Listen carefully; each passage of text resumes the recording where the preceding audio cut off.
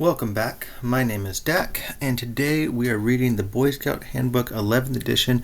We are starting with Chapter 1. Very excited to be getting into this. I'm going to be trying to talk a little bit, do some commentary, but mostly just reading what it actually says. Millions of boys have been scouts. They joined because they liked what the Boy Scouts of America had to offer. Now, scouting welcomes you. Welcome to the Boy Scouts of America. Scouting promises you the great outdoors. As a scout, you can learn how to camp and hike without leaving a trace and how to take care of the land. We'll study wildlife up close and learn about nature all around you. There are plenty of skills for you to master, and you can teach others what you have learned. Everyone helping everyone else. That's part of scouting too. Scouting promises you friendship. Members of the troop you join might be boys you already know, and you will meet many other scouts along the way. Some could become lifelong friends. Scouting promises you opportunities to work toward the Eagle Scout rank. You will set positive goals for yourself and then follow clear routes to achieve them. Scouting promises you tools to help you make the most of your family, your community, and your nation. The good deeds you perform every day will improve the lives of those around you. You will be prepared to help others in time of need. Scouting promises you experiences and duties that will help you mature into a strong, wise adult. The Scout Oath and the Scout Law can guide you while you are a scout and throughout your life. Adventure, learning, challenge, responsibility, the promise of scouting is all this and more. Are you ready for the adventure to begin? Turn the page and let's get started. Absolutely, let's do it. The adventure of scouting. Every boy delights in the adventure of a hike into the woods. He loves to explore caves, to climb hills, to wander through and spy out unknown territory. Handbook for Scoutmaster 2nd edition, 1920. And we see over here there's a picture of a compass. Adventures are a big part of scouting, and one of the best adventures is going camping. Let a first-class scout tell you about his latest trip. I've been a scout for almost a year, and I've been on plenty of hikes and campouts. We went on a weekend canoe trip, too. It was awesome.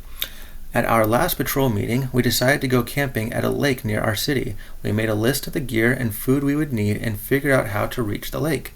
Saturday, we laced up our boots, swung our packs onto our shoulders, and hiked into the woods. I used a map and compass to lead the way. The trail was steep at first, but we kept a steady pace and put some miles behind us. We spotted a beaver dam in the stream below the lake, and during a rest break, we watched a couple of hawks circling high above the trees. When we reached our campsite, we pitched our tents, hauled water, and lit our camp stoves. We made stew for supper with our patrol's own secret recipe, then baked biscuits that we ate hot out of the pan with butter and jam. We can't believe how great everything tasted. Some of us went fishing, and at one point I thought I'd caught a whopper. When I reeled it in, though, it was pretty small, so I let it go. My friends and I laughed about it, but next time I really am going to hook a big one. After dark, we sat by the lake telling stories. The weather was kind of cold, so when I finally crawled into my sleeping bag, I pulled on a warm hat and some wool socks. Early the next morning, I looked out of the tent and I saw a deer by the lake. My buddy and I went down there, being real quiet and hiding behind trees and bushes. We got close enough to see the deer's breath in the cold air, and we watched it eating grass. Its ears were twitching around, and it must have heard us, because all of a sudden, it ran away. We ate a big breakfast, then packed up and headed for home. The tents are stored again at our Scoutmaster's house, but they won't be there long. We're already planning our next adventure, and I can hardly wait. Alright, so that's a really fun story. I highly doubt that some 11, 12-year-old kid actually wrote that out. That sounds a lot like an adult telling a revisionist history of it, but it's still really fun, and it's not completely untrue. I just highly doubt that a first-class scout actually wrote that. In the comment section, feel free to point me out I'm wrong. Alright, how to become a Boy Scout. Here's all you need to do to become a Boy Scout. First, meet age requirements. Be a boy who has completed the 5th grade or is 11 years old or has earned the Arrow of Light Award but is under 18 years old. Complete a Boy Scout application and health history signed by your parent or guardian. Find a scout troop near your home. Repeat the Pledge of Allegiance. Demonstrate the scout sign, salute, and handshake. Demonstrate tying the square knot, also called a joining knot. Understand and agree to live by the Scout Oath or Promise, law, motto, and slogan, and the outdoor code. Describe the Scout badge. Complete the pamphlet exercises with your parent or guardian Complete the exercises in the pamphlet, How to Protect Your Children from Child Abuse, a Parent's Guide. Participate in a Scoutmaster Conference. Turn in your Boy Scout application and health history form signed by your parent and guardian, then participate in a Scoutmaster Conference. When you have done these things, the Scoutmaster will give you a certificate of membership, and you can proudly wear the badge and uniform that show you are a member of the Boy Scouts of America. I love this. I love the check boxes. This, as a youth, really stood out to me. I love the idea of I need to do X, Y, Z, I complete it, and I'm done. Oh, so cool. I really miss this. I wish they had something like this for adult life. Do these things, and then you get ranks and move up and stuff. A graduating Weeblo Scout who has earned the Arrow of Light Award has completed most of the Boy Scout joining requirements. With the approval of his Scoutmaster, he will receive the Boy Scout badge upon joining the troop. Oh, that's so cool. Look at them. The flags, the people, everyone in their uniforms. All the pageantry really makes you feel like you belong to something special. Find a scout troop near your home. If you don't know of a troop in your area, look for the Boy Scouts of America in your telephone directory or contact the national office at the following address and telephone number. Boy Scout Division, Boy Scouts of America, 1325 West Walnut Hill Lane, P.O. Box 152079, Irving, Texas, 75015-2079. Telephone number 972-580-2000. I wonder if that all still works. I bet they've changed. I mean, it's been like 25 years, 27 years since this book came out. You can also use the internet to find your Boy Scouts of America BSA local council. The webpage for the BSA national office follows bsa.scouting.org. If you live in a remote area where there is no troop, you can still take part in the scouting program by becoming a Lone Scout. For more information on the Lone Scout program, contact the national office at the address listed above. I bet today there's a different email address and stuff, but it's still cool that they had it, and it's cool that the internet was still a thing back in 1998. All right, Chapter 1. Repeat the Pledge of Allegiance. Pledge of Allegiance. I pledge allegiance to the flag of the United States of America and to the republic for which it stands, one nation under God, indivisible, with liberty and justice for all. The meaning of the Pledge of Allegiance. When you pledge allegiance to the flag, you promise loyalty and devotion to your nation. I pledge allegiance. You promise to be true to the flag, to the emblem of your country, of the United States of America, a nation made up of 50 states and several territories, each with certain rights of its own, and to the republic, a country where the people elect representatives from among themselves to make the laws for them, for which it stands. The flag represents the United States of America, one nation under God, a country whose people are free to believe in God. Indivisible, the nation cannot be split into parts, with liberty and justice, with freedom and fairness, for all, for every person in the country, you and every other American. All right. Demonstrate the Scout sign, salute, and handshake. Scout sign. The Scout sign shows you are a Scout. Give it each time you recite the Scout oath and law. When a Scout or Scouter raises the Scout sign, all Scouts should make the sign too and come to silent attention. To give the Scout sign, cover the nail of the little finger on your right hand with your right thumb, then raise your right arm bent in a 90-degree angle and hold the 3 middle fingers of your hand upward. Those fingers stand for the 3 parts of the Scout oath. Your thumb and little finger touch to represent the bond that unites Scouts throughout the world. Oh, fun symbolism all through your hand. And it's like so important, this type of symbolism. And you can find it in religion and all sorts of other places. The importance, but fun that they have symbolism for all these things. Scout salute. Your Scout salute shows respect. Use it to salute the flag of the United States of America. You may also salute a Scout leader or another Scout. Give the Scout salute by forming the Scout sign with your right hand, then bringing that hand upward until your forefinger touches the brim of your hat or the arch of your right eyebrow. The palm of your hand should not show. Scout handshake. The Scout handshake is made with the hand nearest the heart and is offered as a token of friendship. Extend your left hand to another Scout and firmly grasp his left hand. The fingers do not interlock. Interesting. I forget this. The Scout handshake is supposed to be with your left hand. I mean, it's odd. Traditionally here we always do right hand. As an adult, I think always a right handshake. But the Scout handshake was with your left hand, and that you don't interlock your fingers. That'd be so odd to interlock your fingers. I can think of other handshakes, though, that do involve interlocking certain fingers. And as an adult, I see all this, seeing it with different eyes. It's all preparatory for other stuff. The square knot. Ooh, demonstrating tying the square knot. Oh, the fun square knot. The square knot is also known as a joining knot because it can join together two ropes and because it is the first knot Scouts learn when they join the Boy Scouts of America. It has many uses, from securing bundles, packages, and the sails of ships to tying the ends of bandages. To tie a square knot, hold one rope end in each hand, pass the right end over and under the rope in your left hand and pull it snug.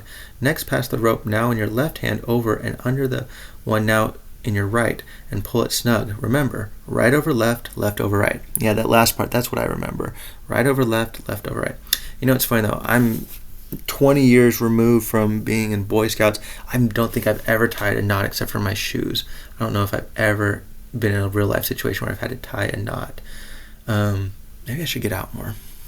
All right. Understand and agree to live by the Scout oath or promise, law, motto, and slogan, and the outdoor code. Scout oath or promise. On my honor, I will do my best to do my duty to God and my country and to obey the Scout law, to help other people at all times, to keep myself physically strong, mentally awake, and morally straight. Scout motto, be prepared. Scout slogan, do a good turn daily. I skipped over. Scout law. A Scout is trustworthy, loyal, helpful, friendly, courteous, kind, obedient, cheerful, thrifty, brave, clean, and reverent. I did Scout motto, be prepared, Scout slogan, do a good turn daily. For a further explanation of the Scout oath or promise, law, and motto slogan, see Chapter 3, Tenderfoot Scout, pages 45 through 55. We'll get there.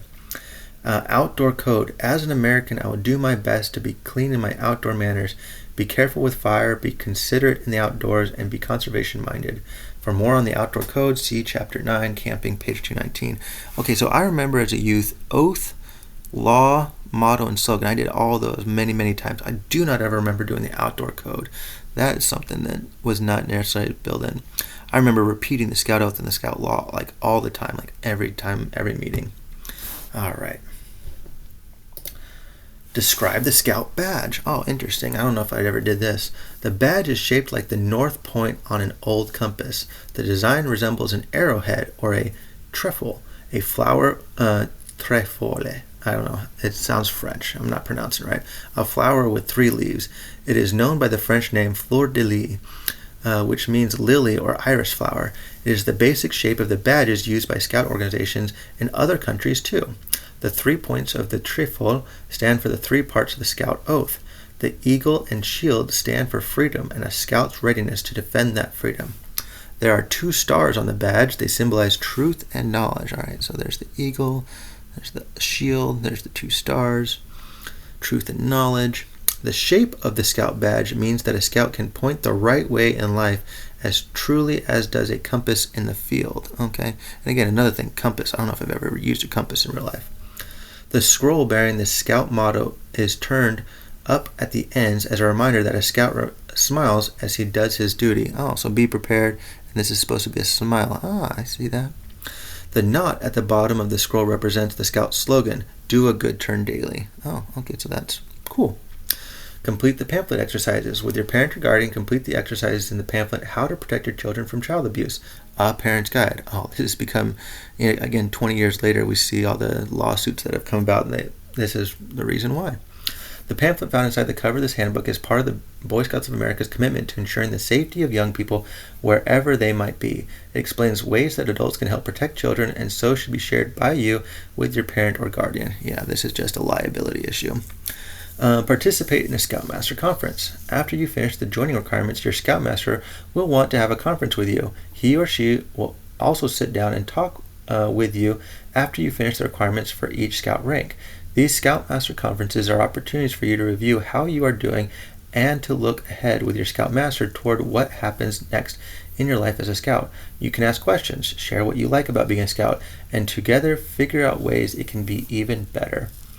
All right, friendly visits with your troop leader help open the way for your success as a Scout. Now, my first thought is, they should probably allow your parents to come in or have 2 people. Scoutmaster conference, a one-on-one. That sounds like a big no-no, especially after the pamphlet exercise you were just supposed to do. All right, Scout uniform. Now, historically, I remember all the time you had your Class A and your Class B uniforms right here, which we're going to talk about. But like most troops never had like the pants, the belt, the socks. The only time I ever saw that was like a Boy Scout camp where people like really got into the whole uniform. Most of the time you just struggled just to get shirts on. Scout uniform. Putting on the uniform does not make a fellow a scout. Oh, it's fun to call someone a fellow. But putting on the uniform is a sign to the world that one has taken the scout obligations, and folks expect scout-like acts from one wearing it. Handbook for the Boys, 3rd edition, 1927. Man, 1927 had fun language. Folks, fellow. Oh, a real fun language. I guess to use like other terms, it's like an outward manifestation of an inner commitment. Like the scout badge, the uniform is an emblem of scouting. It might be brand new, or it might be an experienced uniform already worn by another scout to many meetings and campouts. Old or new, wear your uniform proudly whenever you are taking part in scout activities. By dressing alike, scouts show they are equals. Your uniform is also a sign to yourself and to others that you are a person who can be trusted. You can be counted on to lend a hand when help is needed. Dressed as a scout, you will want to act as a scout. The complete and official uniform includes the scout long sleeve or short sleeve shirt, scout pants or shorts, scout belt and buckle, scout socks or knee socks. A neckerchief and cap or campaign hat are optional. Wear full uniforms for all ceremonial and indoor activities, such as troop meetings, courts of honor, and most other indoor functions. The uniform should also be worn during special outdoor occasions, such as scout shows, flag ceremonies, and special times at summer camp. For outdoor activities, scouts may wear troop or camp t-shirts with the scout pants or shorts. Oh gosh, man. Class A, Class B uniform. It's like two things were there. One, it did have a sense of like unity. It also like distinguished people between those that were like really committed and those that weren't. And then it was probably just a way to make money. I mean, if you have official scout pants that you had to buy and you were charging, outrageous prices for them, I mean, that's just another way of getting cash flow. How to wear a neckerchief. Oh, I've not, since Boy Scouts, I don't know if I ever I wear neckties and stuff, but a neckerchief, wow. Roll the long edge of a neckerchief until it is about 6 inches from the tip. Place the neckerchief smoothly around your neck, either over or under your collar, depending on the custom of your troop. Hold the neckerchief in place with a slide. Oh, wow. I would, over your collar? Man, your troop had ideas? Now that sounds so silly. That sounds like a really nerdy thing to do, to have it over your collar. I've only ever seen it under your collar. All right. Chapter 1, I think we're getting close to the end here. We're doing the rank of scouting. Eagle Award. Just full disclosure, I myself am an Eagle Scout. I've got the card to prove it. Scouting provides many opportunities for you to learn skills and take part in terrific adventures. The Boy Scouts of America will recognize your achievement by awarding badges of rank. The first 3 are tenderfoot, second class, and first class. So tenderfoot right here, second class, first class. Next comes Star and Life. Star, Life. And the highest rank is Eagle. The requirements to earn each rank are more challenging than the one before it. Each prepares you to be a better camper, hiker, scout, and citizen. When you complete the requirements for a rank, you will find that you can use your new knowledge on patrol and troop outings. You will also have the background you need for achieving even more as you begin the new rank. Setting out to advance through the ranks of scouting and become an Eagle Scout is an ambitious goal. Learning all the skills and completing all the requirements will take dedication and hard work, but the journey will be worth it as the ideals and adventures of scouting become a part of your life. You may pass any of the requirements for tenderfoot, second class, and first class at any time. For example, if you fulfill a first class requirement before you are a second class scout, you may check off the first class requirements as completed. Though you can advance at your own pace, active scouts will usually earn first class within a year of joining a troop. Earning badges can be very satisfying. However, badges are not the most important part of scouting. Of greater value is what the badges represent.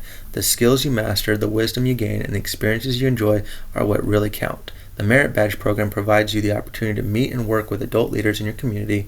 It also introduces you to potential new hobbies and vocations. Yeah, cool stuff. Love the rankings. All right, that's the end of Chapter 1. I feel like Eagle Scout has become devalued. I feel like you think about 30, 40, 50 years ago, Eagle Scout was like a big deal and people really respected it and it had a lot to it. Today I don't feel like it's nearly as valuable. At least in my life, it's not talked about nearly like it used to be. What are your thoughts? What do you remember about scouting? Any of these things bring up memories? Feel free to comment below. Don't forget to like and subscribe, and we'll see y'all next time. Thanks. Bye.